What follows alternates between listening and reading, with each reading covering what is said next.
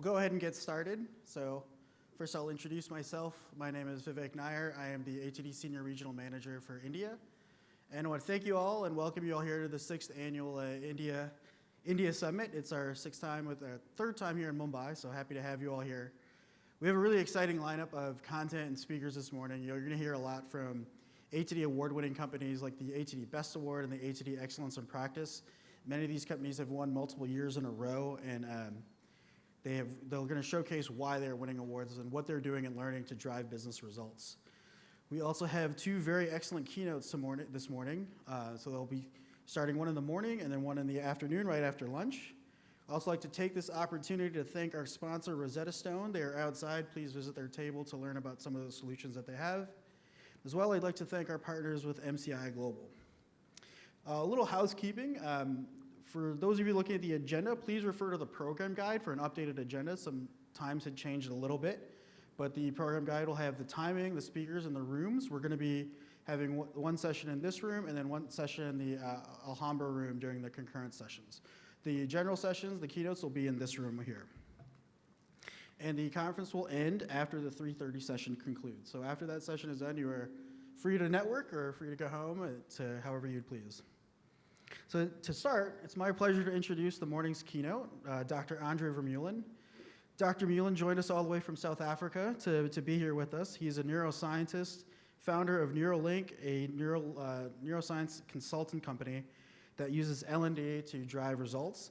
Andre is a frequent speaker at many ATD events around the world. He's spoken for us in Taiwan, Japan, and Mexico. He also has spoken at the International Conference and Exposition for the last 20 years, and more, I believe. So I'd like to ask you to join me in welcoming Dr. Andre Vermeulen, who's going to talk about neuroagility. Thank you. Thank you, much appreciated. Ladies and gentlemen, thank you for the opportunity to be here. And in my world, where I come from, if we greet people, where we would say good morning in English, in African it actually means I see you. And what I love about that greeting means it validates you are here. You are someone, and we recognize your existence. Now, if you did not exist, I could not stand here this morning and live my passion and my purpose. So I would, in African ways, want to say, thank you very much for that, and I see you, and thank you for the opportunity for me being allowed to share my passion and my purpose with you this morning. Now, our world is changing very fast, and we're on the brink of the 4th industrial revolution. And it's going to be essential that we have to adjust and align so we are ready for that world. And not just try and play catch up, but that we are going to be progressive enough to lead in disruptive changing markets. So just for a moment, have a look at how quickly our world is changing.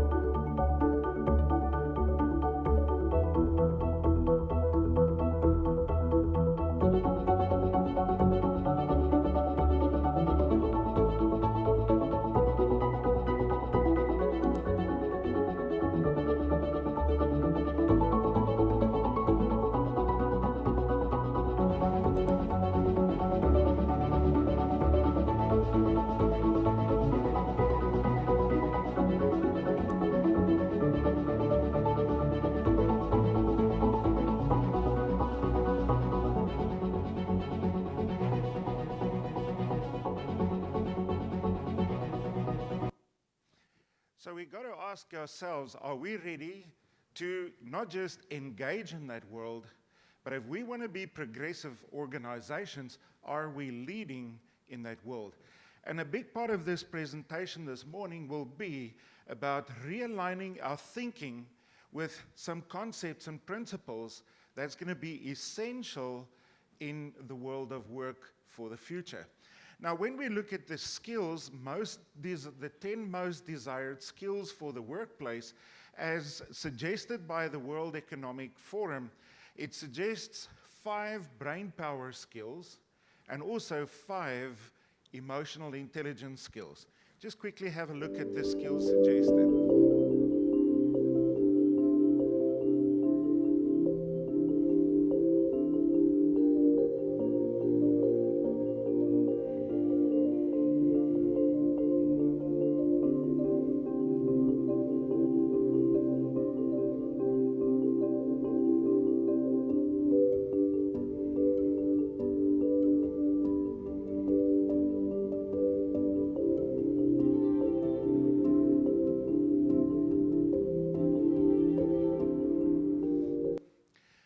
Now we have to ask ourselves, with regards to those skills, how am I doing as an individual?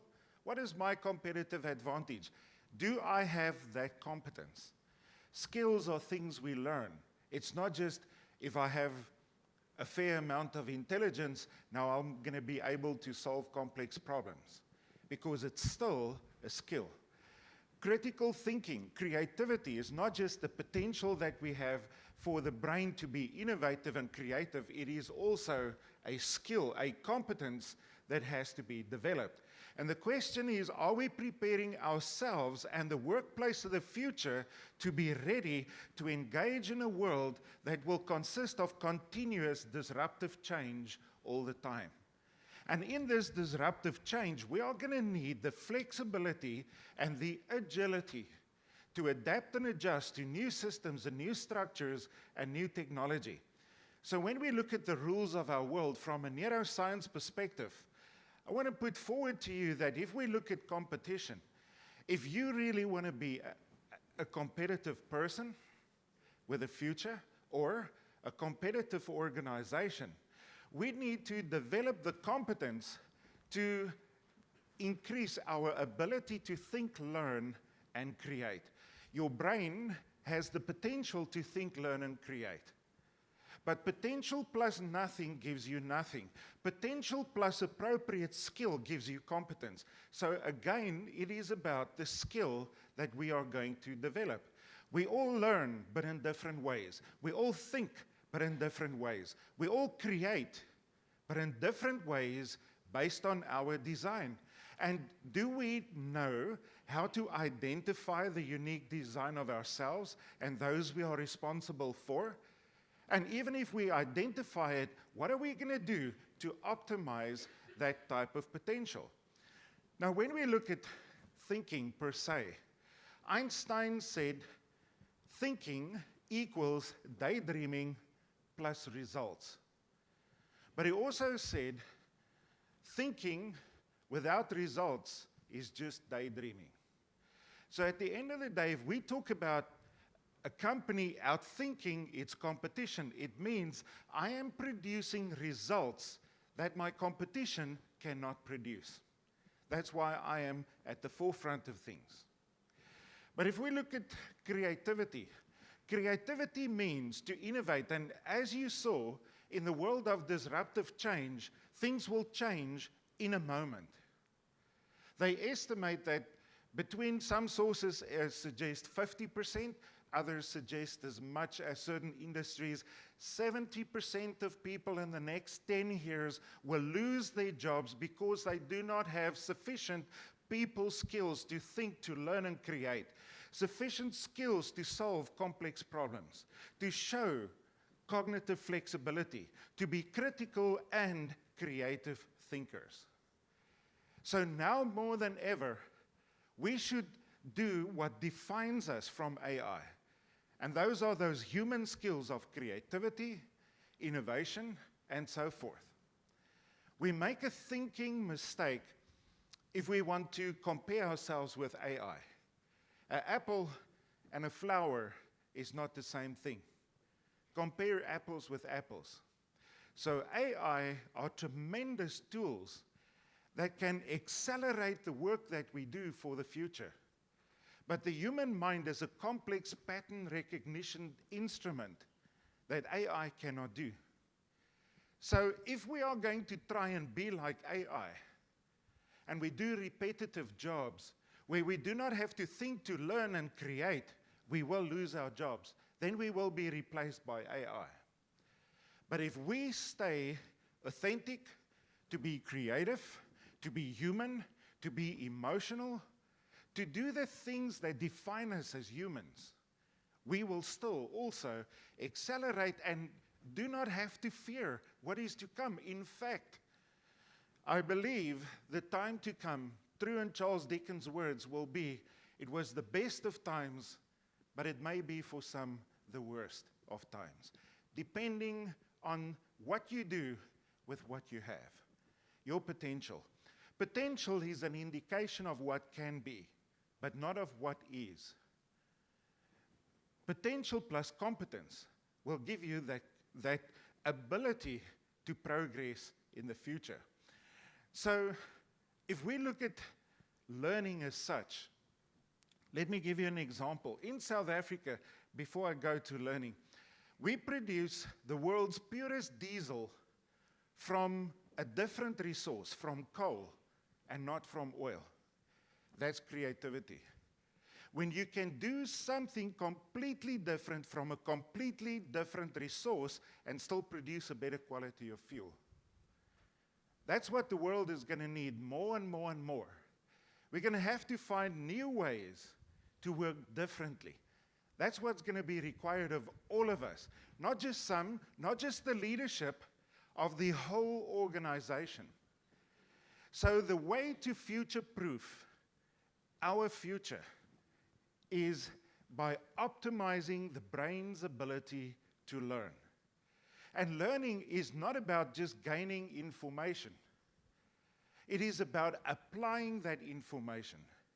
And it is about unlearning the old skills that have become irrelevant, relearning new skills very easy, very quickly, and being very flexible. And to multi-skill all the time. Now, I've done some work for Toyota for 18 years. And Toyota has a philosophy called Kaizen. And roughly translated, it means that it refers to continuous improvement. So in Toyota, you can't stay in one position for longer than about 1 year. Then you have to adapt and learn to do someone else's job. In one department, I need to learn to do what you do, what you do, what you do. I need to multi-skill all the time. And unlearn what has become irrelevant and relearn what is now relevant. So learning is what is going to help us survive in the future. And therefore, the whole principle of learning organizations has become even more important than ever before. Now, just as we have physical DNA, we exist, depending on our belief systems, we are body, mind, and spirit. So we have the genetics that determine who we are on a physical level, but the mind is the sum total of your behavior, your personality, and your intelligence. So your mind is the stuff inside your brain. And the DNA of the mind is to learn. And therefore, if we understand that how important learning is for your and my survival, that's going to be the key component for organizations to not just survive, but to thrive in the future. And this is why it has become so important that learning has to be ingrained into the DNA of businesses. Creating cultures of learning is not negotiable, as Toyota has proven many years ago already. And going through turbulence and changes and scandals and all sorts of things that happens to big organizations, they have still remained to be the one motor manufacturer on this planet with the most cash, regardless of all this turbulence. They're very effective and very successful at what they do. And Kaizen, this philosophy of understanding that the value of learning and multi-skilling the whole time is what will guarantee our survival, has been a fantastic idea and proven through rapid change. And what I'm putting forward to you this morning is that that is a principle that we have to optimize. Sometimes we say, yes, learning is important, but what do we do to establish and optimize a culture of learning in our organizations? Now, when we look at the organizations as such, too many times we want to, for instance, when people make mistakes, then they have to pay for it as if it's a bad thing to make mistakes. But we have to remember, a person like Thomas Edison, it took him more than 10,000 experiments before he invented the light bulb. And at the end of his life, a journalist conducted an interview with him once, and he said to him, "So you failed more than 10,000 times." And Edison's response was, "I never failed once. But I learned more than 10,000 ways of how the light bulb does not work." Because of one man's ability to continuously learn and adapt and adjust, you and I have the privilege of having a light bulb here today. And that principle is not a negotiable at all. So error become teachers in learning organizations. We embrace learning from that instead of punishing people for having made a mistake. It becomes part of our way of life. It's okay to err as long as we can learn from that and progress from that. So why it matters, just look at these statistics. These statistics prove to us that it makes good business sense for progressive organizations to become and stay learning organizations. When we look at those statistics, 30% of learning organizations are likely to be first to market with their new innovations. 37 have greater employee productivity and engagement. 34 have produce better customer needs. 26, greater ability to deliver quality products. Those types of results, in my opinion, is not negotiable. If we come back to the definition of thinking, and thinking means to produce results that can be used to help us progress and move forward. There's a lot of thinking and learning going on behind the scenes for an organization to be able to do that.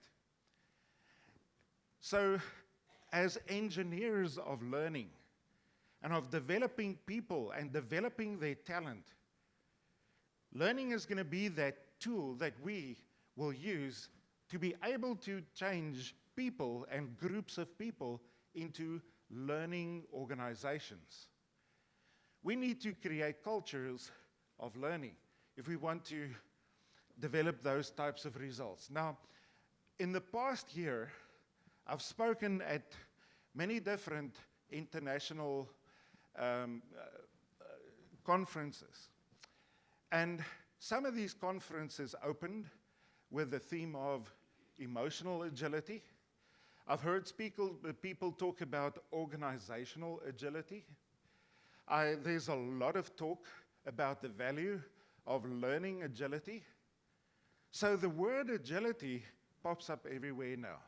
It's almost like become a buzzword. But here's the thing. Forget about this, that this is the flavor of the month.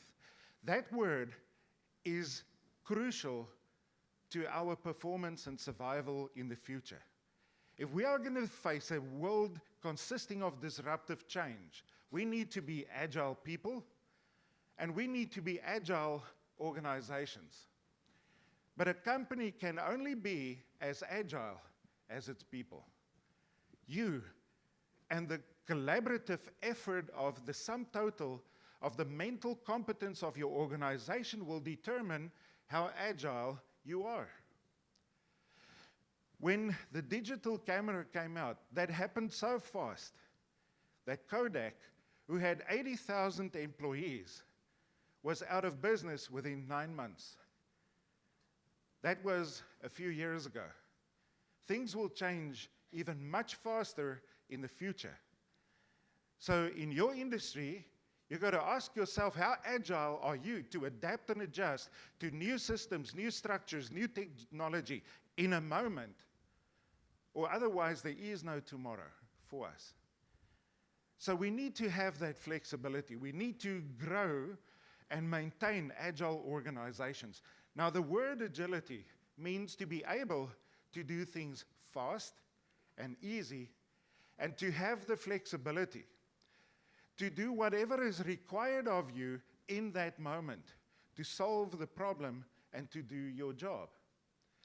Now, when we look at agility, just for a moment, as you are sitting there, what I'd like you to do, just clap your hands, cross over, touch your nose in your ear, and switch over to the other side. Please just do this simple movement activity with me, please. Okay, there we go. So the question is, how easy was that for you? How fast could you do that? And how flexible do you think your mind is? Ready for the future?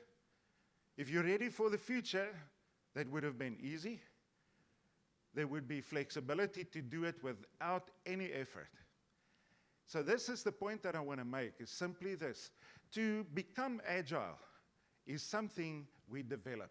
It is not something we are born with. Now, we looked at skills that are important for the future. But you know what? What we have to understand is the analogy of a ballet dancer. It takes a ballet dancer years practicing skills to, with beauty, dance the way they do. But people often look at their ability to dance beautifully and say, wow, fantastic skill. What we are not always that much aware of, to be able to execute those skills with beauty and precision, fitness and suppleness, flexibility is required. And I want you to keep that analogy in your mind to say, this is the type of worker we need to produce for the future. When we have people who are brain fit and have mental flexibility to access and utilize different brain regions in a moment, those people will be those who progress in the future. And I will elaborate a little bit more on this. If we look at some of the top 10 biggest organizations in the world, if you apply for a job now, what they will do is, yes, show me your resume, your qualifications, show me your experience, and let's see who was the best performer. Now we get 3 candidates. Now, how do we choose which one will get the job? And the differentiating factor is the person who is most learning agile.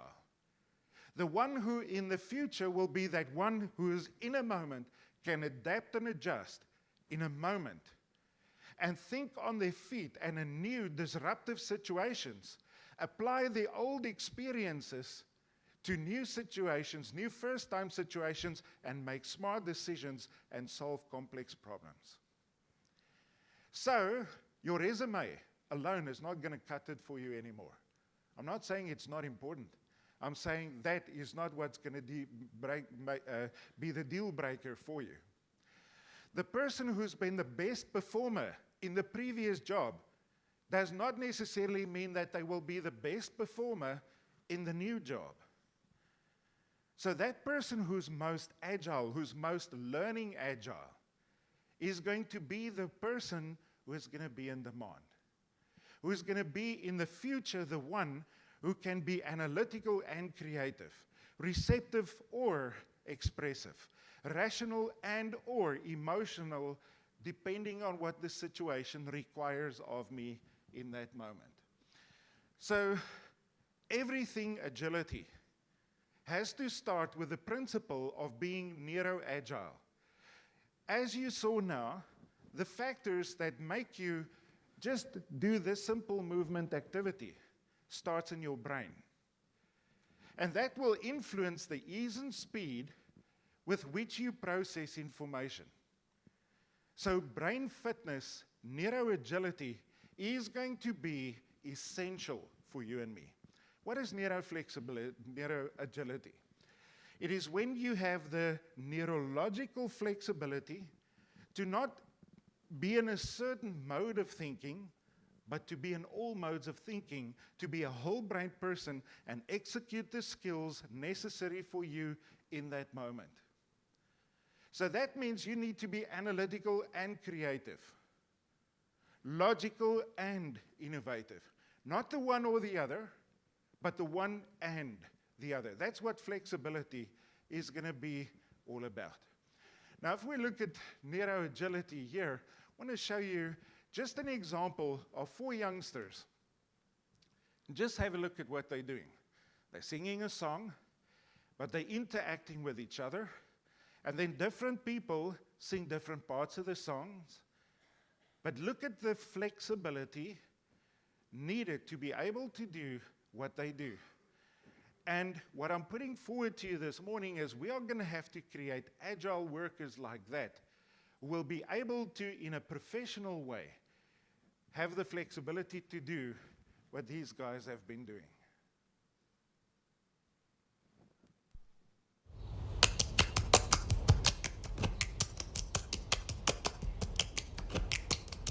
This was all you, none of it me. You put your hands on my body and told me. You told me you were ready for the big one, for the big jump. I'll be your last love, everlasting, you and me. That was what you told me. I'm giving you up, I'm forgiving it all. You set me free. Send my love to your new love. Treat her better. Gotta let go of our goals. We both know we ain't kids no more. Send my love to your new love. Treat her better. Gotta let go all of our goals. We both know we ain't kids no more.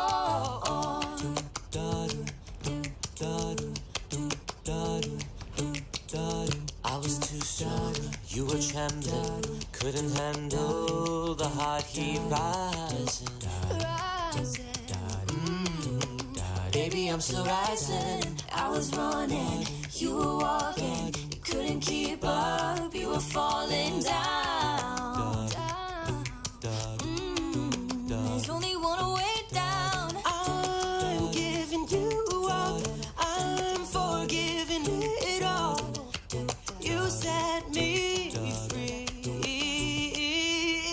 Send my love to your new love. Treat her better. Gotta let go all of our goals. We both know we ain't kids no more. Send my love to your new love. Treat her better. Gotta let go all of our goals. We both know we ain't kids no more. If you're ready, if you're ready, if you're ready, I'm ready. If you're ready, if you're ready, we both know we ain't kids no more.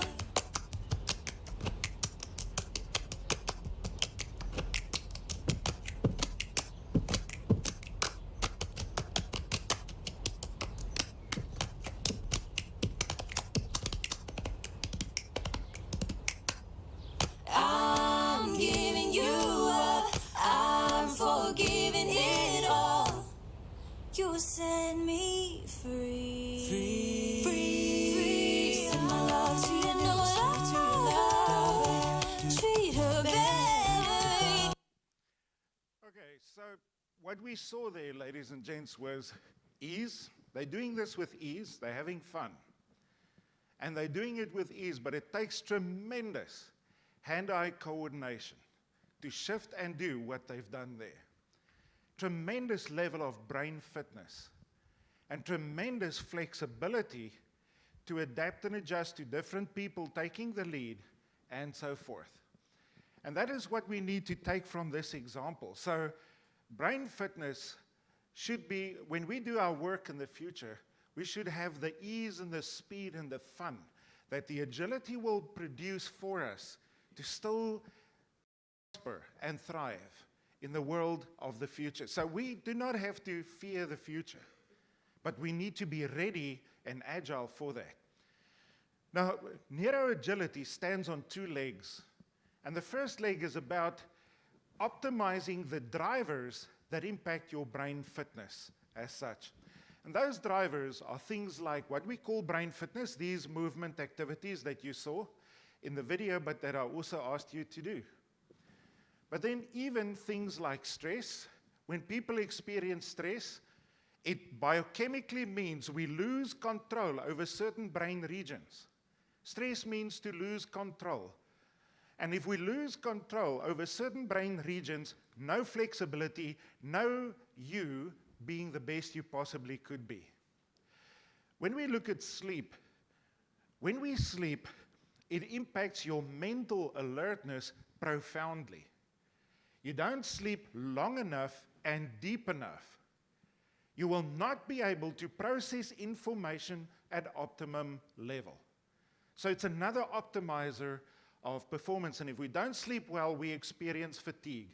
Stress and fatigue are the brain's two greatest enemies. But then movement is the door to learning. When we move, we switch on the brain. We activate certain brain regions. We produce certain chemicals that strengthens the immune system and energizes us.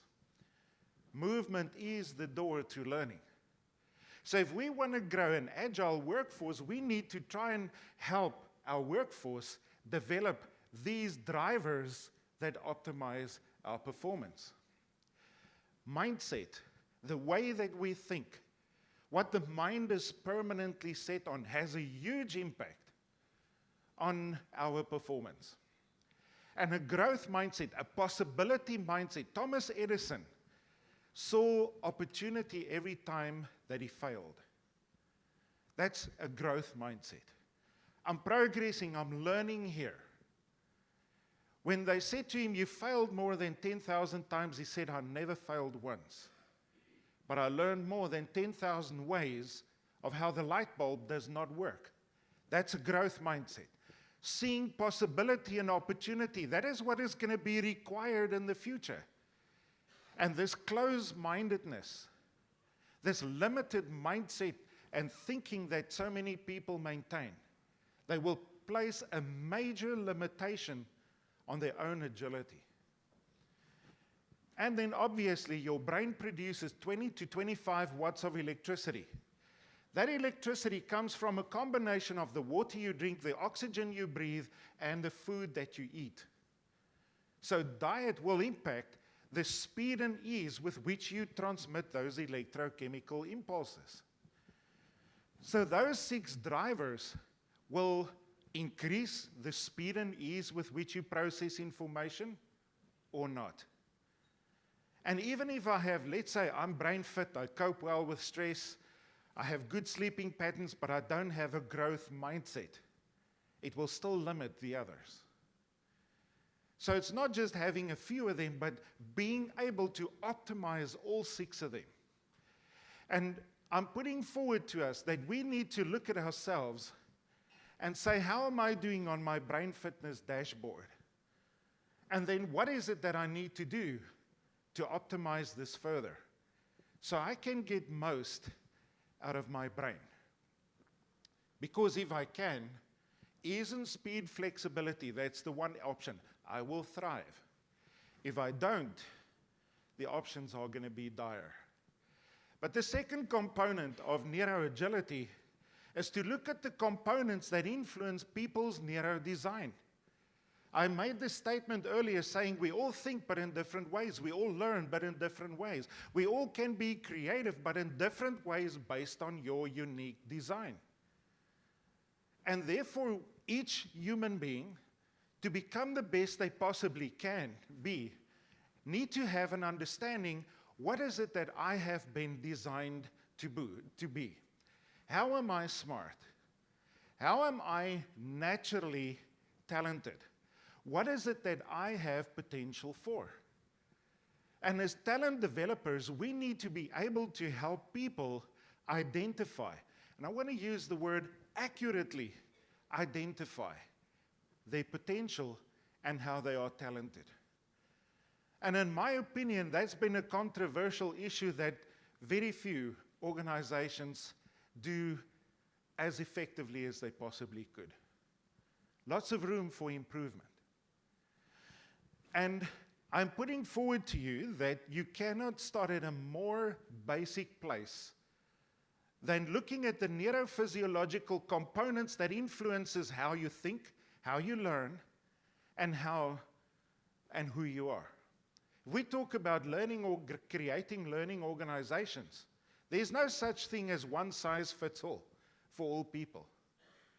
And you will see at the end of my session, I'm putting forward that we need to look at personalized individual programs to grow learning organizations. But then it has to start by taking into consideration a person's unique neurological design. And if we talk about the unique neurological design, relative lateral dominance is about the processing preferences between the two brain hemispheres.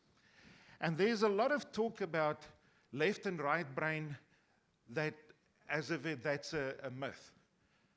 Incorrect. Incorrect. Yes, we don't have two brains. We have one brain. But we have two hemispheres. We live on one planet. When it's summer in the northern hemisphere, it is winter in the southern hemisphere.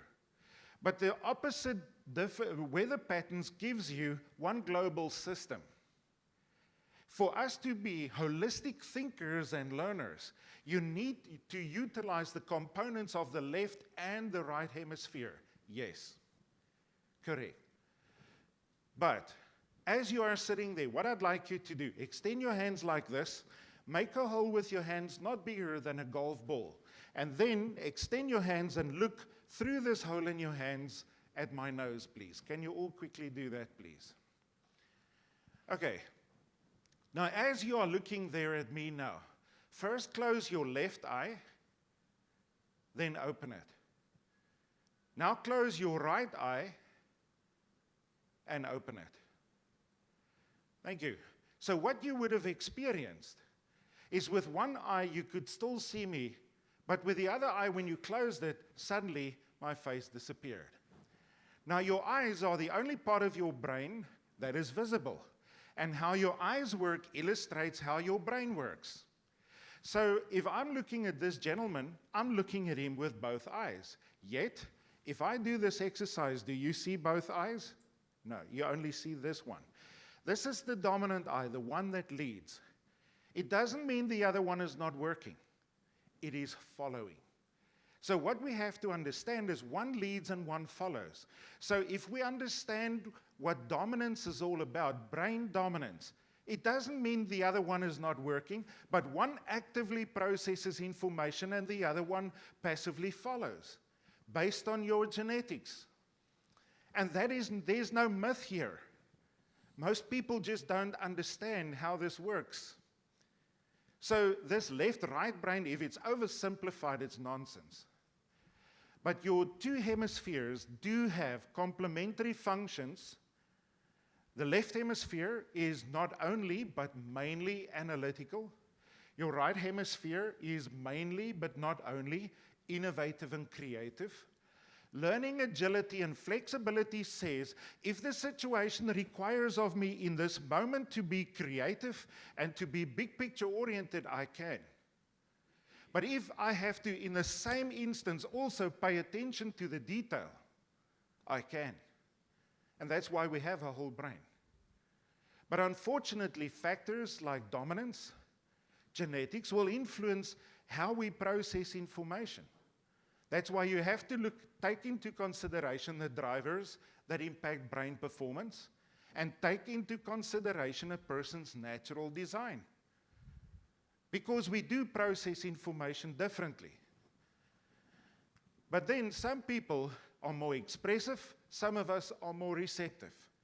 Some people get their energy inside themselves, others get it outside of themselves.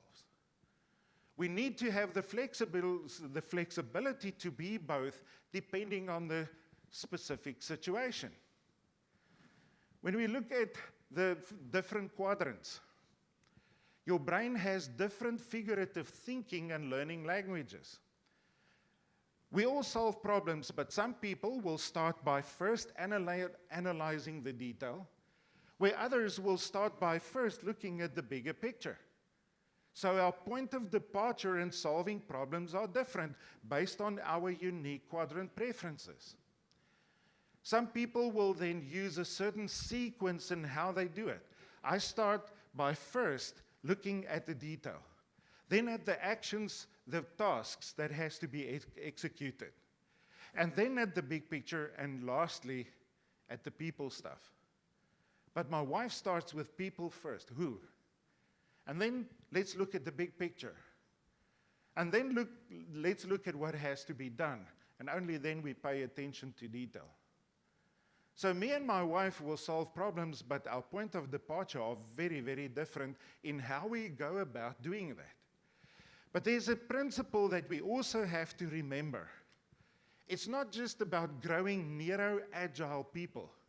It's about growing agile teams. There's strength in teams. If we look at the analogy of the world we live in, one horse pulls about 2 to 3 tons of weight, but 2 horses can pull between 7 to 8 tons of weight. There's a multiplication factor when the 2 horses start synergizing.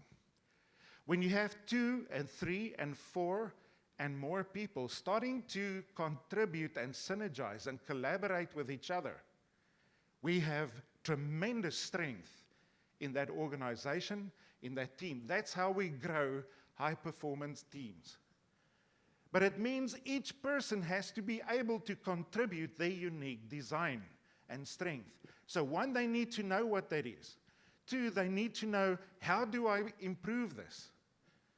And we need to get the chance to be able to contribute this. So agile teams in the future will change the world. But then the teams need to understand it's like an orchestra. Who plays the violin? Who plays the cello? Who does what in this team? Who fulfills what function in this team? So people's neuro-design and the attributes they have that they can contribute in that team is going to be crucial, that we are accurately aware of this. We are all smart, but in different ways. Einstein was smart in a science way. Mozart was smart in a music way. Nelson Mandela was smart in a people and intrapersonal way. And they all influenced the world profoundly in their own unique way. So we need to understand that. We need to work with that. But as you saw just now when we did that hand exercise, we all have different eye dominance. You have different brain, eye, ear, and hand dominance, which means we all process information differently. Now, we don't have time to go too much into this today. But if we look at people, for instance, in this case, this person is right hemisphere dominant, left-eyed, right-eared, and right-handed. It shows that the dominant senses are not all on the same side. And the red circles that you see there may indicate neurological hindrances that the person may have during stress, because these red circles are dominant senses that's on the same side as the dominant hemisphere during stress and fatigue. In other words, the more red circles I have, the greater my risk for human error. And if we want to compete with AI, remember AI is a zero risk, zero defect technology. Then we need to make sure we can commit less error. So we need to understand what is my risk for error and what drivers will help me optimize and neutralize my risk for error. So we need to take all these factors into consideration if we want to grow a neuro-agile workforce. So we said all people are smart, but they're smart in different ways. But when we look at the world of talent development, what I've been showing you with regards to people's design is to indicate how they are talented. What is their potential? But potential plus no skill just gives you potential. I can have the potential to be the world's greatest marathon runner. I'll do nothing about it, and I will just never be that. But potential plus average reinforced skills gives you average competence. Many times people think, okay, I can do this now. Then you can do it, but you're just average. Potential aligned with very well reinforced appropriate skills gives you talentedness and giftedness. If we talk about developing talent, one, accurately identify what is the potential this person have, align that with appropriate skills, and reinforce that to a level of mastery. If we look at the talent development journey, for instance, today we spoke about neuro-agility. Most people, with regards to the principle of neuro-agility, because it's still a new name and concept, are unconsciously incompetent. It says, what is it? And I don't even know why that is important. Hopefully after today, you'll be consciously incompetent, so you know what it's about, but you don't have the tools and the skills to implement. But at least you now know. The knowledge level is there. And then here is where we start learning the competencies, the frameworks, the skills, and the tools to implement. And the moment we get to a place where we now know what to do, we implement it, we can do it, we become consciously competent. But then when we reinforce this to a level of not just sufficiently, but actually good or great, that's where we become unconsciously competent. I become naturally good at how I'm talented because I've reinforced it very strongly in my brain. But then if we truly want people to become masters at what they do, this is where we have to get to Dan Pink's book about the magical 10,000. Don't tell me you're an expert if you've not done that thing you do for more than 10,000 times. Because only then you have reinforced it to a level of mastery.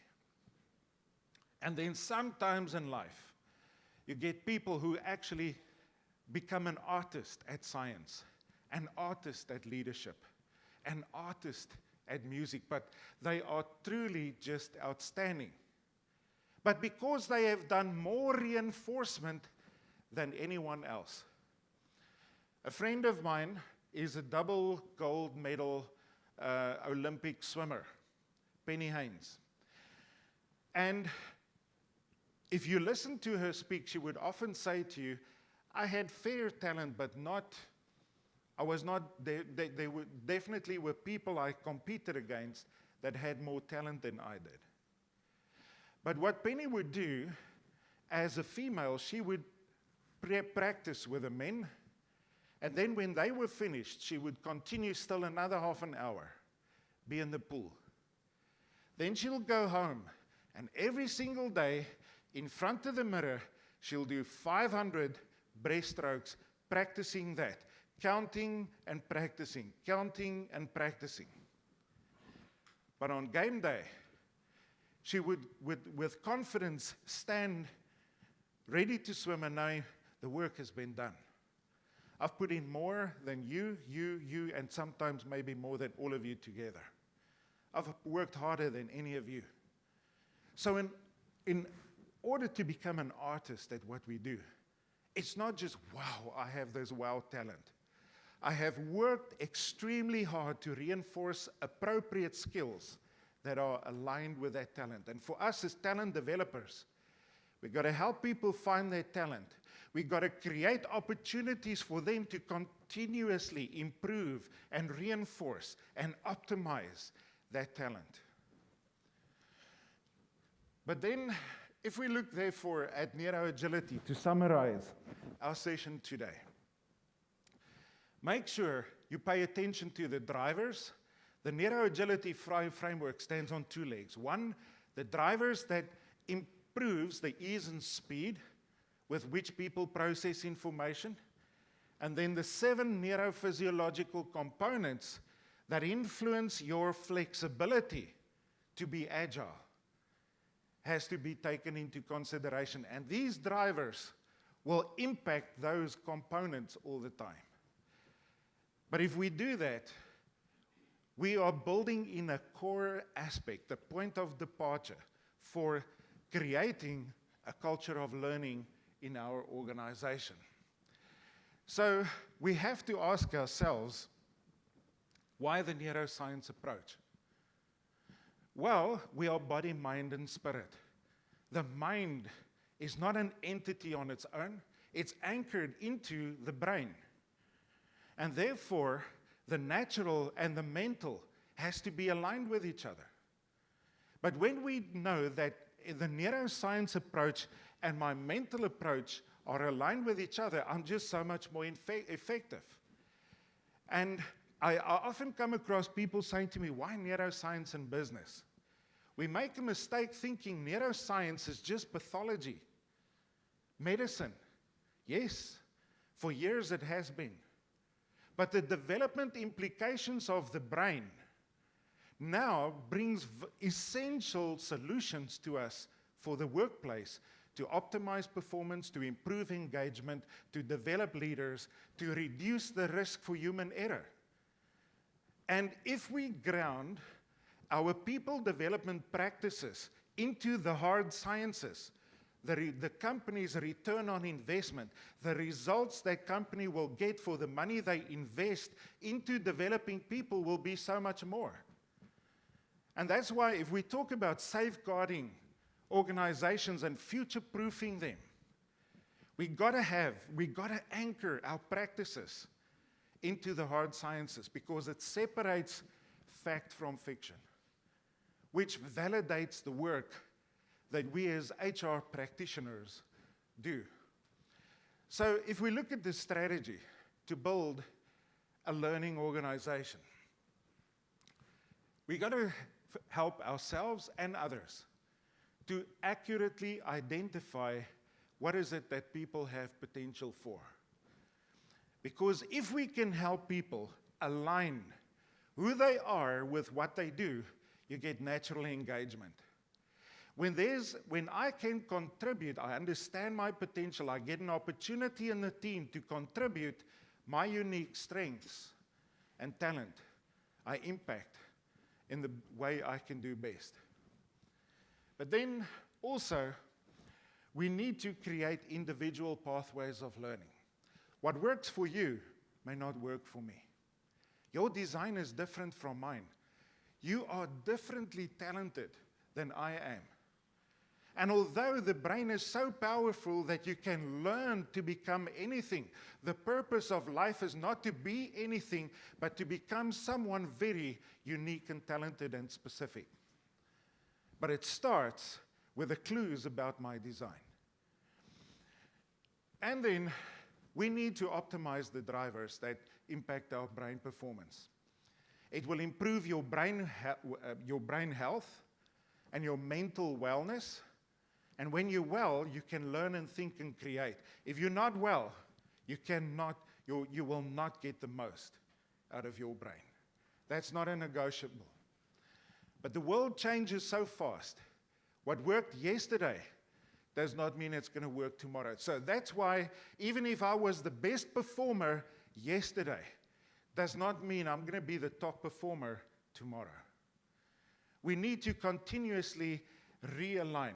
Last year I spoke at the Malaysia ATD conference, and I loved, they had a simple motto: upskill, relearn, and multi-skill. Upskill, multi-skill, and unlearn. Sorry, those were the words. And I thought that's very progressive because that's about neuro-agility. We can't stay stuck in limited pathways of the past. What worked in the past may not work in the future, but we need to be able to take and learn from our experience of the past and see how can we, in innovative ways, apply that for the future. So no one is saying the past is not important. But you need to develop that ability to know what of the past may still be relevant and what is it that we need to let go. It's that flexibility we're talking about there. And then learn the skills that are appropriate for me to become the best I can be, but then go back to the 10 most desired skills for the workplace. 5 of them are brain power skills: complex problem solving, critical thinking, creativity, cognitive flexibility, and decision making. What does your skill level look like there? If you have excellent skills, you'll make smart decisions. If you have excellent skills, solving complex problems is not that difficult for you anymore. And ask yourself, what is it that I can do to optimize that even further? And then reinforcement is the key.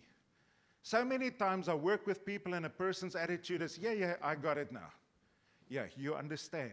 You're at the level of consciously competent now. That you're not at the level of mastery yet.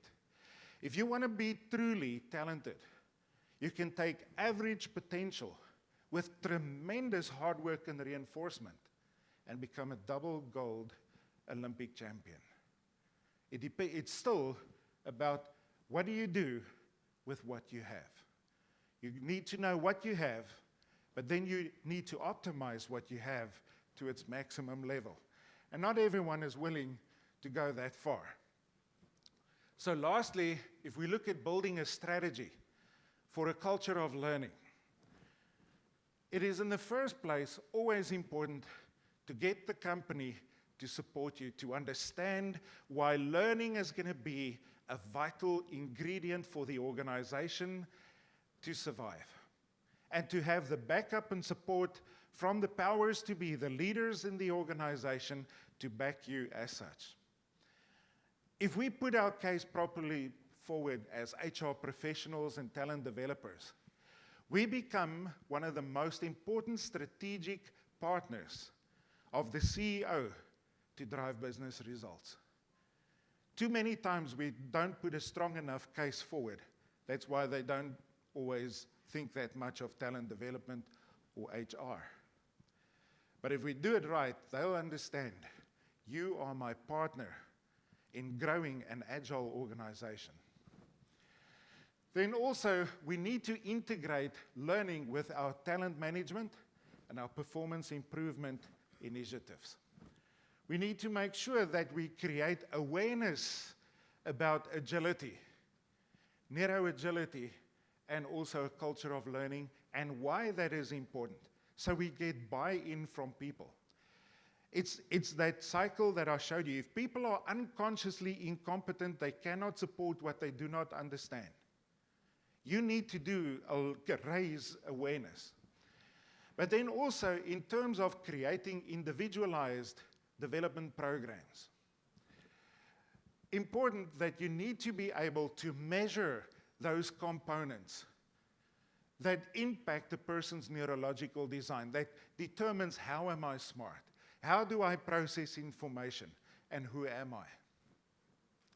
But then also, based on that design and my unique profile, I need to create opportunities. Maybe I need brain fitness. The guy next to me needs to develop fatigue and stress coping. The person next to me needs to reduce their risk for human error. There is no such thing as one size fits all. So the person has to understand what is it that I have to do to become more of who I could be. We need to get accountability for the learning specified in those plans. Keep people accountable for their own development. Optimize the drivers in some way or the other. Those 6 drivers, in my opinion, has to be incorporated into our performance improvement programs. Very simple thing. How are we going to talk about performance improvement if the most basic way of performance improvement is learn to utilize both hemispheres simultaneously? If I can't even do that, how am I going to improve performance further? The two horses has to pull together. The two hemispheres has to synergize in order to optimize performance. But then develop the skills to integrate and develop flexibility for a person's neurodesign. Unlearn, determine what is not relevant anymore and let that go.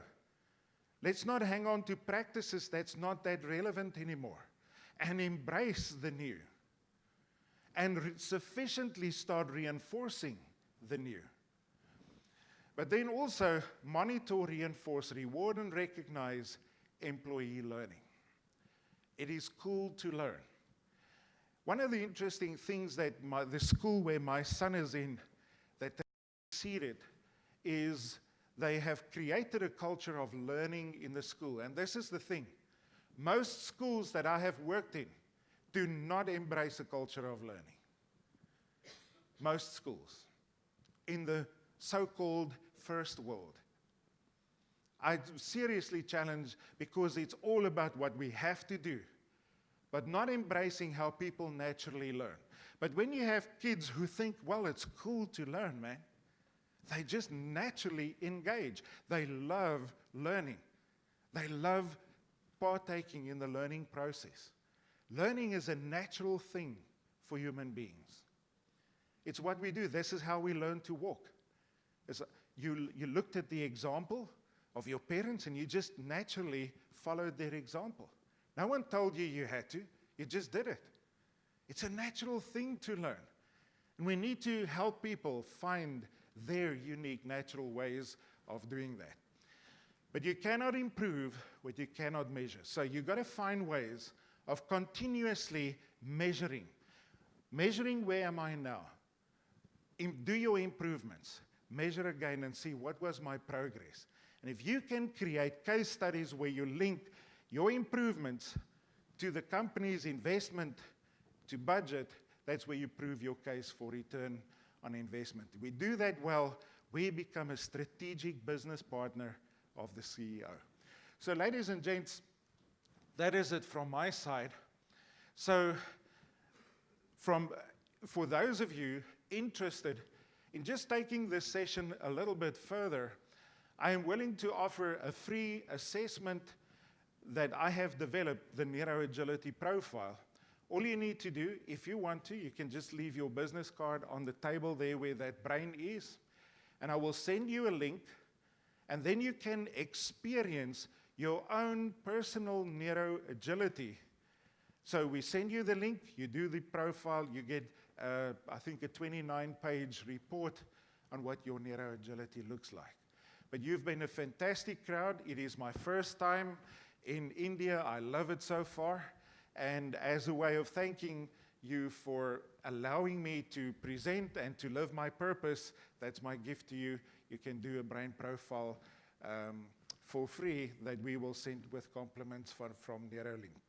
It is truly, therefore, to conclude my session, that we have to understand that the future, I believe, is pretty much in talent development people's hands, in parents' hands, people who are responsible for the development of others.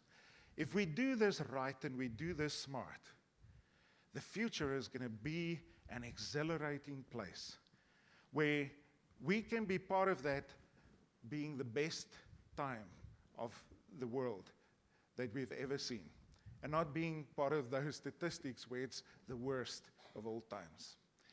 But that's going to be up to you and me, but it's not going to happen if we don't do anything about it. We need to take action, and we need to, with passion, do whatever we can to make the world a better place. To conclude the session, ATD's motto is, we would want to just make the world work a little bit better. And today I put a concept forward to you where we've done many case studies in mining, in manufacturing, at universities, at schools, in the world of sports optimization, where we could prove that this principle makes our world work better. And in your hands, you can make this part of your world work better as well. I thank you for listening to me today. Thank you.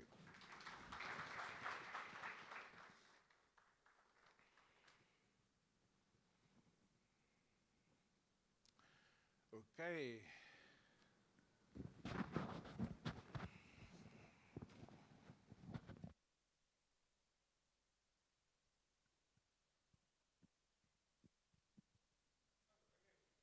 For questions? Okay. Absolutely. Any questions? Anyone who would like to ask a few questions, I'll gladly answer. I'm glad there is some time for us to do that. Yes, sir.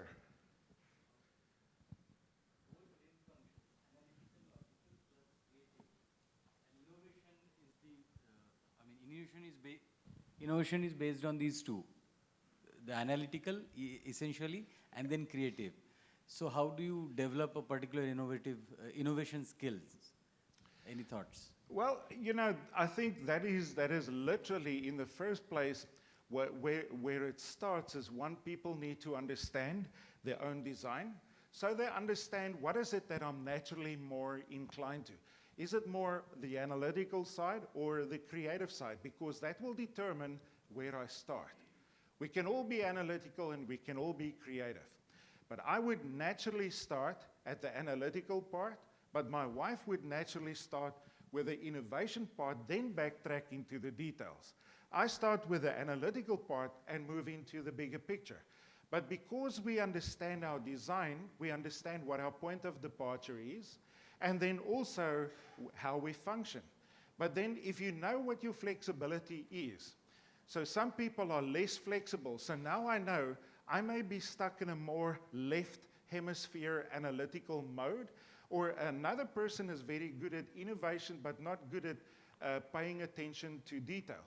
The good news is I can develop this, but I have to understand where are my strengths and where are the areas that I have to optimize further. That's the first thing. Second, we have to understand that as you are sitting here, just listening to me, inside your brain cells are connecting with each other and forming new pathways. We call this neuroplasticity. So you build neural pathways all the time, which means you can learn to do any skill you want to. And if you reinforce this, you can become good and great and excellent at what you do, but it depends on how hard are you willing to do. So I think one of the things, first understand, to answer your question, understand your own design. Understand what is my natural inclination, how open-minded am I to change, to learn new things, because innovation requires a growth mindset. So people with a limited mindset or a pessimistic mindset or a negative mindset will say, this is not going to work. This is not possible. So I need to be aware to what extent is my mindset helping me to maintain a growth mindset that will naturally take me into the area of innovation, or is my thinking maybe my own worst enemy because I limit my thinking because I tend to think in boxes and so forth. But in a nutshell, I believe those are the most important things you need to be aware of. And then, of course, you do get some innovation exercises that starts helping you to stretch the mind a little bit more. But before you've not paid attention to who am I and how do I prefer to do it, and what does my growth mindset look like, those exercises are not going to be that effective. Does that answer your question, sir? Thank you. Very relevant question. Thank you. Yes, sir. Hi. Thank you for the talk, Doctor. I am Anil from HCL Technologies. We employ more than 120,000 people, and in Johannesburg as well. Wow. So my question is on unlearning. So we have a lot of leaders in the company who spent 15, 20 years in the company. So as you said, they have practiced leadership skills more than 10,000 times. So what does neuroscience, and in your experience, has to say? Is it unlearn to relearn? And if If yes, then how, my challenge is to make them unlearn. If they have done it 10,000 times, it's embedded in the subconscious. So in your experience, have you come across this and how do you solve it? Thank you. Absolutely, very relevant question, and I think it speaks to human nature at its core. Most people feel comfortable with being stuck at what I know. And it gives me a sense of security, so people do not leave that place of feeling secure, being in that strongly reinforced pathways. But that's why it's so important for us as talent developers that we need to help people create new pathways. So the focus is not to allow them to just get stuck back into the old pathways, but focus on the new pathway, the new alternative, and why that is important. If people understand the why of the new pathway, they will change. If they understand what's in it for me in order to change, and if I do, what's the impact of this going to have? But I think if we don't have enough awareness about the why, we stay stuck where we are. But most people will change if they understand that there's much to gain for them. The what's in it for me question have to be answered. And then obviously as talent developers, we need to spend more time on reinforcing the new, on upskilling, than on allowing people to go back to the past as such. There's a leadership guru of the 90s, Peter Daniels, who said, if we try to move into the future with yesterday's thinking, it will be like trying to move Mount Everest with teaspoons. We cannot walk into the future with just yesterday's thinking. Let's gain the experience of what was valuable. And where necessary, let's apply it in the new situation. But the focus and the reinforcement on building the new pathway is going to be very important. So inside of us, there's always, how can I say, there's always two wolves inside of us, a black wolf and a white wolf, or the good one and the bad one. Which one wins? The one that's reinforced most, that's fed most. Now, if we feed the new innovative changes that we are working on and we reinforce that more than the old, people will naturally start progressing. But no quick fixes. This is the challenge of human nature. It doesn't change in a moment. But our world is going to change very quickly. And that's why flexibility is going to become so important, that people with agile minds will have that neuro-flexibility to change faster, because I have that flexibility. But if I don't flex mental muscle sufficiently, so I'm not brain fit, I'm not neuro-flexible, it's going to happen slower, and those will be the people who is going to start playing catch-up, but they are not changing fast enough. So especially because imitative learning is the most powerful form of learning, our leadership of organizations need to be right there on the forefront of displaying, showing to the workforce what agile leadership is all about. And unfortunately, sometimes I see it's many of our leaders who get stuck in yesterday's pathways.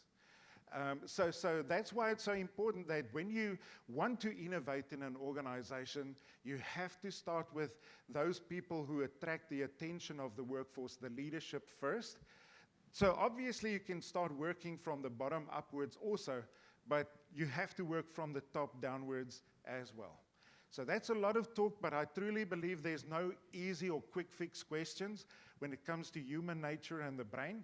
But that's my 2 cents worth of it. Does that make sense to you? Thank you for asking the question. Very relevant. Thank you. Any other questions? Actually, Time's up? Time is up. Sorry, but Andre will be here with us all day, so please give him a round of applause. So if you do have questions, he will be here and be able to answer your questions. So we'll take a short break for coffee, snacks, bio breaks, and we'll start the sessions again at about 10:45. They'll be in this room and the Alhambra room, so refer to the program guide to the session that you would like to choose. And it'll be the same for the next session after that as well. So thank you very much. Thank you, Andre.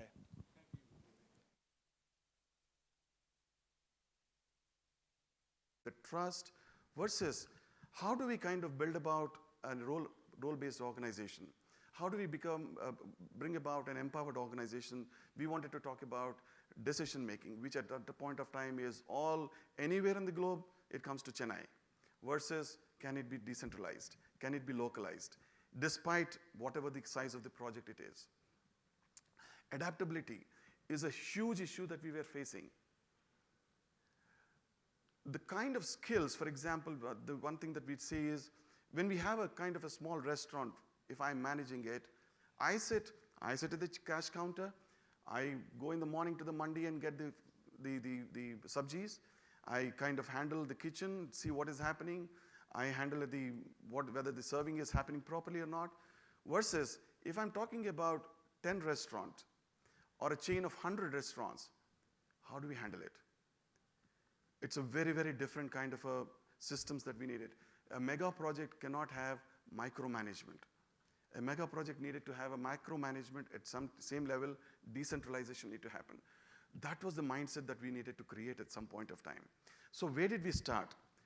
Usually when we embark on a change management exercise, the general trend is we call in a consultant, we call in one of those top 4, big 4, whatever we might want to call in HR, and we kind of tell them this is what is to be done. They give you a template, top-down communication meetings, blah, blah, blah. So this is where we went in a very different way, and that is what this entire presentation is all about. Our thought process was, should we go towards top-down or top-driven, or should it be kind of people-driven? Should it be external vigilance versus should we kind of build in a self-governance mechanism there? Should we kind of adopt a traditional approach of typical communication meetings from tomorrow onwards, these are the pride, these are the cultural pillars, blah, blah, blah, versus is there any other way that we can go for it? So we adopted typically the human growth labs methodology. Very, very unseen at times. In fact, when we started off, actually, I should confess, we were quite apprehensive. We were a little fearful. Whether we were getting into the right mode, whether we were doing the right thing, versus what we actually see as a process, how it clicked. Whether, for example, when we have a different hierarchical organization, whether one design fits all. So what we have done was at every stage for the junior and the middle and the senior management, we went about doing caricatures. What are the kind of drivers that will go for that at a junior management level a person has, versus what are the middle management levels a person's drivers? What are the motivations? What are the kind of belief systems? What are the faiths that this fellow has? What are the emotional issues that he has? Versus the senior management. For example, for the senior managers, it's nirvana for them, nothing more to achieve. When you become a general manager or a joint general manager, you have reached your salvation in life. So does my adaptability goes down. So we were wanting to that's where we brought in those minor elements into the design at each stage. We also considered whether we should have vertical labs or vertical workshops versus we should have level-specific workshops. So, and we also looked at whether we should go for a structured kind of a methodology or semi-structured kind of a methodology. One of the most important things that we kind of encountered was, where do we start? Usually we see change management starting with the top, right? But while of course Alex was talking about while it should be top and then it should also be starting at the bottom, we chose to start at the middle. The simple reason being, while middle guys have been sandwiched because the top guys are not moving out or not moving up, because they are just kind of occupying space. Now the aspirations of the middle managers who are about 40s, we needed to kind of move up. We needed to kind of push them into different larger roles. So that's where we started off. And that actually triggered change management into the top. And all these levels put together wanted the change management to be at the bottom level also. But most importantly, will the organization drive, or will these people drive, as I was talking about the self-governance mechanism? when we started off, ours was, as I said, very, very traditional organization. When we started off, we thought, where is it that we will be starting off? We started off with a lab methodology for one reason. We were becoming a very transactional organization. We are an engineering company. He only thinks binary. He doesn't have, life is only binary. There's no emotion in between. We wanted to bring in emotions. For example, some of the things that were happening was the work pressures were actually taking emotions away out of relationships. Very simple. One gentleman, one junior manager lost his grandmother, and the project manager says, oh God, she's gone, now you're safe. Now you just go and work. Anyway, she's gone. You can go on the 10th day. It took some time for the manager to understand that this guy was an orphan, and it was the grandmother's mother who took care of him. We were getting away. When we were growing, so does the emotions were getting kind of diluted. We were getting away from the typical care that we were so much known for. And most importantly, when we started off this labs methodology, we said we will not be using this. While we had said it's a corporate level, it's an organization level initiative, we will not be taking any feedback. This is an investment the company is making on the individual. What the individual will make out of it is up to him. We were not looking the typical ROIs that the general training managers look for. We said we are going to invest on lab, 10 people per lab, 2 facilitators. You can go through your own catharsis, understand, and then discover your own purpose in life, and then come back. Now, if you really look at it, is everybody coming back recharged? May not be. But at the same time, have some people got recharged and then come back into the mega projects mindset? Definitely yes. We were not interested in, when we are talking about typically Sumedas and ISABs, we get that feedback. The organization said, we will not be getting into the feedback mode. We were not interested in understanding what this gentleman has gone through in the lab. We were only interested in how is he coming out and what is it that he's wanting to do. We were creating a platform to say, now that you've gone through the lab, what is it that you want to do? So that is where the thing is. And most importantly, we were about a 5,000 people organization. If we go 1 lab per day, per month, it will take eternity. So scale and speed was critical, because to let the chain stick, it was very critical that we create the critical mass of change agentry immediately and as quickly as possible. Otherwise, by the time we really create the mass, the first batches would have gone back. The propensity of these people going back into the entire motive is old kind of syndrome. It will go on. Now comes in, when we are talking about scale and speed, the issue that we encountered was, where do we get people who can facilitate? Because when we are talking about a typical ISABS certified professionals, there are only 120 of them in the country today, 126. Out of which 50% are dormant, out of which another 25% have never ever facilitated a lab. So we were left with about 40 or 50 people. And we needed to cover 5,000 people. Okay, when we are talking about middle level management, and when we started off, we needed to cover about 600 people. So we went about talking about how do we kind of create that kind. We said we will go with ISABs and Sumedas, and then we moved them, brought them, because the issue there that we were kind of encountering was, even these people had to go through that change management issue themselves. They were not used to scale and speed. For them, 2 labs a week was unimaginable. You mean to say they were kind of used to very laid-back approach, a lab, and then once in a month I do 4 days, and then kind of handle it, versus 5 labs, 10 labs a month, because we needed to create that, was completely unthinkable. We had to kind of bring them into this kind of a mode and then kind of speed them up. So this was another issue that we had. And most importantly, these case come out identifying the right kind of people, even in this 40, 50 people that we had. Quite a few of them were old. They didn't want to kind of get into, their belief system was very typical ISABS lab between 6 days or 5 days. They'd never imagined that it can be a semi-structured, we can bring in organizational issues into it. We had to kind of challenge those assumptions of these facilitators also. And it's possible. The reason I'm saying this is, it has actually created a very different genre of facilitators in that kind of a thing. In the first phase, what we did was we went with horizontal focus, middle level managers only in labs, senior managers and junior managers. Once we have covered about 500, 600 people, we went into the second phase, which was getting into handling the role-based organization. So we kind of 1-2-4 principle is what we call that in the third eye. I'll show you the slide as to what this actually third eye means.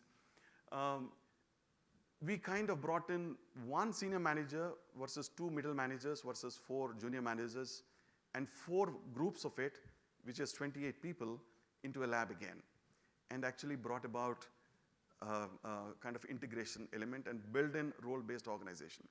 For example, you might be asking, how did we do it? One experiment that we did was, there is a cooking exercise that these guys needed to do. So one evening in the lab of the third eye, at 5:45, once the lab is over, they are given a brief that you'll have 1.5 hours or 2 hours. So you're supposed to prepare a dinner for the audience, for the entire group. So these people, it was, well, there are senior managers, they are served always, obviously, and the junior managers are always looking up to them. They went into the kitchen and said, please prepare this kind of a menu. So the chef there was giving, okay, this is the material that you have. These are the cooking utensils you have. This is where the burners and the stoves are. It's all yours. And that's when it struck them. And there are people in the senior management supposedly who are supposed to be driving this entire dinner making, giving planning. They've never gone into a kitchen. They didn't even know how to cook. Versus you had this typical young guys who were willing to do it. So at that point of time, you had these guys, senior guys actually cleaning utensils versus the young guys making this. So we kind of reversed that entire mindset. And you had complete teams coming together because they had just had 90 minutes to prepare the dinner. And there was a competition. So this was one of the things that we did. I'm just kind of an example that I'm kind of highlighting here. So when we really get into that aspect of it, we kind of broke those kind of boundaries. Today we have unthinkable things happening in the company. For example, we have a project head who is about 40, reporting relationships with people who are about 50 plus or 55 plus. Just unthinkable in my kind of a company.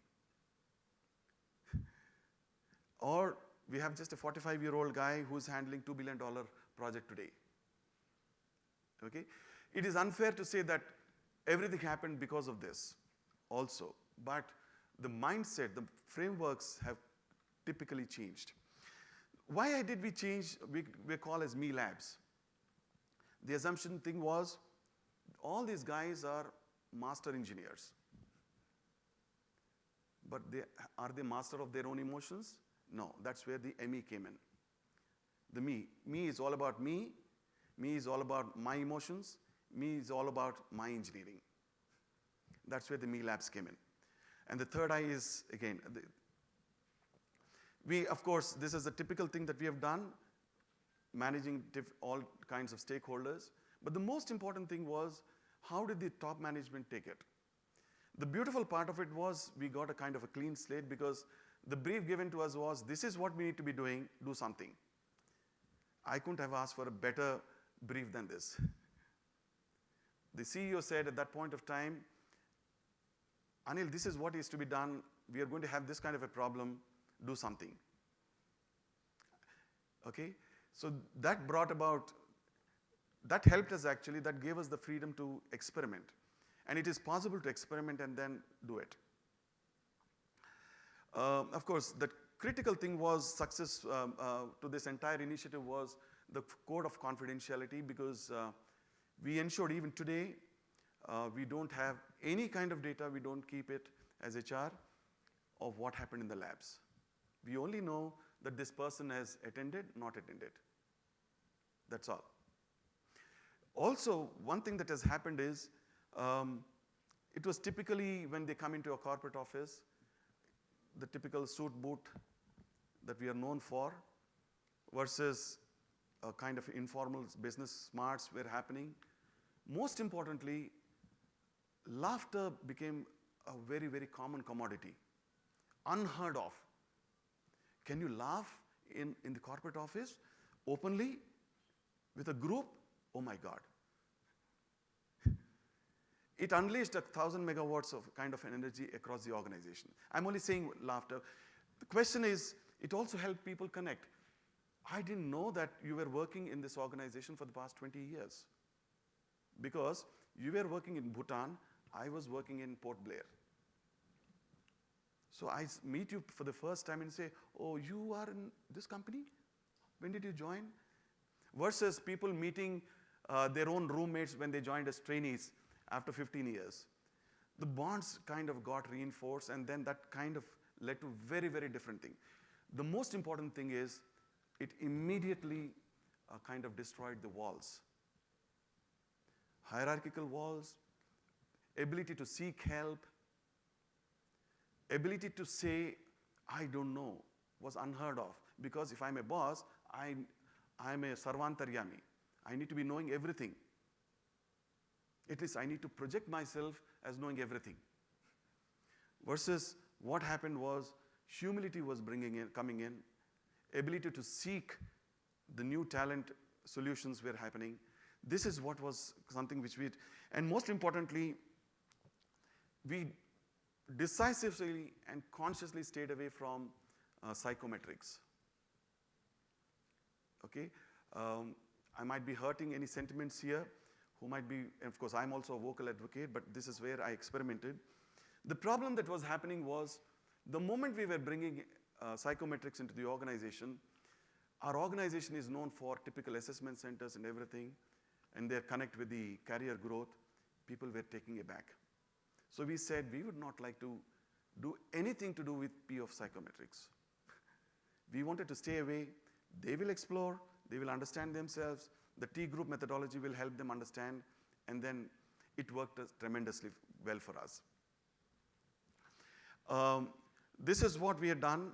As I said, the first I is we built in through the me labs, the I, about me and the interpersonal aspect of it, the empathy, openness to feedback, expression of feelings.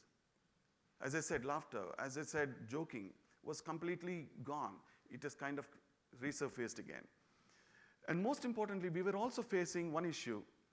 The laterals who were being inducted into the company, in my organization, you're still a lateral recruit even after 5 or 10 years. Unless you have joined as a GET, as a trainee, you're not an LNTite. So the problem that we were facing was this IRM, GIRMs were happening because laterals, we were taking good talent from outside. They were not being inducted properly. They were leaving in a year or two. This is a problem that we were facing despite all kinds of cautions, all kinds of measures we were taking, because the critical positions where you don't know this company, you need to understand more. And when will I understand more? When I'm probably 5 years old at least. I've started earning my gratuity. That's when you become an LNTite. This kind of exercise helped us build in that, break that kind of a mindset also. When we combined consciously laterals and the oldies, as we build them, the old timers, built into those labs, and then kind of conversations were happening. Openness to practices from outside. There was certain arrogance of, I know it all. We are an engineering company. We are an imagineering company. I don't need to be knowing from outside. Versus new practices, that air from outside was slowly coming into the organization. To me, that was very important. The third I was, how did we build about institution building? Especially with the senior managers. the issue was, I don't want to retire, and hence I don't build succession. I build in my own advantage, I keep it in my pocket. Whenever I want to release it, I'll release it. Versus now, ability to grow people despite well knowing that I may not grow beyond this. That is actually what helped us in building. The third I is all about building institution out of this organization. Because ultimately, we need to kind of move on. How do we do it? And most important outcome was that dare we are talking about. We successfully kind of broke the walls. We ensured that the policy making happened at the project site level itself. And we observed that project delivery was happening fast. Decisions in terms of what should have ideally been taken, the decision cycles were shortened. What was ideally taking about 72 hours was kind of reduced to 24 hours, 12 hours. Today, probably major decisions are actually kind of centralized at the project site level. We hardly get any decisions at to the central level, excepting, of course, where the procurement happens beyond 300 crores and 500 crores, where there is a long-term impact on the organization. So as of July, we had covered about 1,250 people in the covenanted cadre and the supervisors cadre. Out of that is about 60% of the coverage we have done in the last 5 years. The most important thing in this is, ladies and gentlemen, we have not only covered the management cadre. 2 years ago, we took a conscious decision that while we are doing all this, we also needed to bring in millennials because they were coming up with different kinds of issues. And that's where we started doing trainees labs for the GETs who were joining us. For probably unheard of, we did every year we do about 10 to 15 concurrent labs at one go when they join in July. So we kind of help them understand themselves, their own motives, their own motivation levels, and then integrate them into the system culturally. So that is actually helping us because our attrition levels have come down. Ability to kind of voluntarily take in responsibilities is very high. And most importantly, when especially these high IQ trainees join us, they look for the typically AC kind of air-conditioned environment in a remote CHN kind of a life where there is probably no connectivity, something they have not heard of. So, for example, our Singoli Batwari site is about 8 hours from basic human civilization, which is Rishikesh, Kacha Road. There are no roads. There's one BSNL tower, it works once in a while. Okay? So, these guys, these youngsters needed to understand that he is doing something very different, ability to go and live there. When in 2013, some of the reasons why people were leaving were, I can't live in this kind of thing. I'm not made for this. Versus today, the attrition in the trainees, for example, when we look at it, is essentially to say, I want to study further and come back. Okay, so the kind of reasons, the kind of mindsets we kind of impacted is different. And all this, we don't get into evaluative mode or we are not expecting them. In fact, one of the things that our board asked was, are we investing 60 lakhs, 70 lakhs every year on these trainees for doing nothing? The chairman said very simple, we are giving these people to the industry. We're giving better human beings. As simple as that, that's over. So, how did we have the continuous touch points? During the lab, the facilitators, there is a critiquing happening that we participated, how the lab was going, what is to be done, how do we kind of change the design. That was the dynamic level at which the entire labs operated. On the completion happened, of course, there is the typical reaction feedback. But most importantly, we never lost the touch points with the people who have gone through. So what we had done was the facilitators themselves, whoever were in that lab, were getting in touch every quarter on the telephone to kind of touch base and where these people are. And only understanding, we were getting the headlines in terms of what the organization needed to at the organization level. And of course, we had the half-yearly reviews and all that. Okay, I have another 10 minutes, 5 minutes. We use these kind of labs essentially, usually OD labs or OD initiatives are done for change management. We use this for therapeutic level to understand themselves. For example, there are people who have not lived with their families for 5 years, 10 years. They were going through their own trauma. How do you use this? How can the organization become a kind of a forum or a tool for helping people understand themselves, heal themselves also? Use self-transformation and thereby create the kind of energy across so that group transformation happens. And most importantly, how do we build institution out of this heavy civil infra? Because at some point of time, the senior management, which is nearing its retirement, is going to phase out. The challenges of middle management is they don't have the expertise, yet they need to take a lot larger roles. How do we build in resilience in the organization? So how do we build an institution of trust, empathy, care? How do we kind of restore those old cultural value systems that we have, yet bring in the new mindset that are required for handling larger projects? So when I'm talking about the scale and speed, this is the kind of broad timeline that we have kind of followed.